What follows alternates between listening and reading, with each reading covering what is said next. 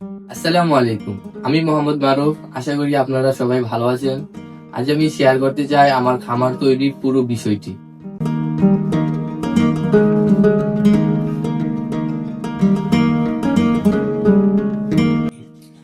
আলহামদুলিল্লাহ, আমার খামারের সম্পূর্ণ কাজ কমপ্লিট হয়েছে।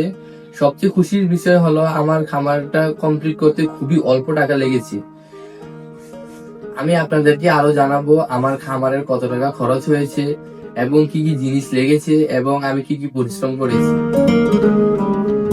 প্রথমত আপনাদেরকে একটি কথা বলতে চাই, আপনারা যদি আপনাদের খামারের বেশিরভাগ কাজ আপনারা নিজেরা না করেন তাহলে আপনাদের অনেক টাকা লাগতে পারে খামার করতে। আলহামদুলিল্লাহ, আমি আমার খামারের বেশিরভাগ কাজটা নিজেই করার চেষ্টা করেছি।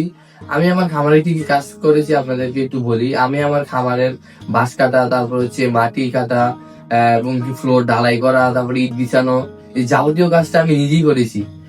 আলহামদুলিল্লাহ, আমার কাজগুলো করতে অনেকে আমাকে হেল্প করেছে, তাদের প্রতি ধন্যবাদ ও কৃতজ্ঞতা। এবং আমার খামার তৈরি করতে যা যা মালামাল লেগেছে, আমার প্রথমত 1500-র মতো ইট লেগেছে, এবং 6 প্যাকেটের মতো সিমেন্ট লেগেছে, এবং 8 থেকে 10টা খুঁটি লেগেছে গরু বাঁধার জন্য। এবং বাকি আসবাবপত্র আমার এখানে ছিল, যেহেতু এখানে আমার আগে গরু পালন করা হতো।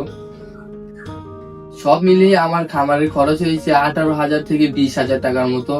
আমার ভবিষ্যৎ পরিকল্পনা হলো এই খামারটিতে আমি প্রায় 8 থেকে 9টি গরু পালন করার। আমি খুব অল্প টাকায় আমার খামারের কাজগুলো কমপ্লিট করতে পেরেছি, আলহামদুলিল্লাহ। এই ছিল আমার খামারের পুরো ভিডিও। সবাই তখন ভিডিওটা দেখার জন্য সবাইকে ধন্যবাদ। আল্লাহ হাফেজ।